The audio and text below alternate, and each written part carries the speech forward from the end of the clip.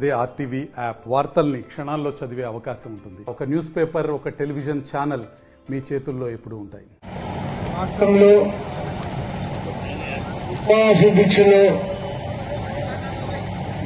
ఉన్నటువంటి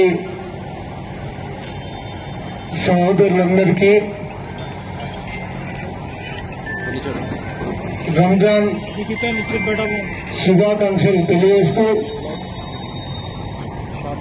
నా తరఫు నుంచి మరోసారి రంజాన్ శుభాకాంక్షలు చెప్తూ మరింత పవిత్రమైనటువంటి మాసంలో మీరు చేస్తున్నటువంటి దీక్షలు దేవుడు కొవ్వులు చేస్తాడు. మరి నేను దాదాపు 30 సంవత్సరాల నుంచి మరి సుభాషిపేటలో ఇది కొనసాగిస్తున్నా.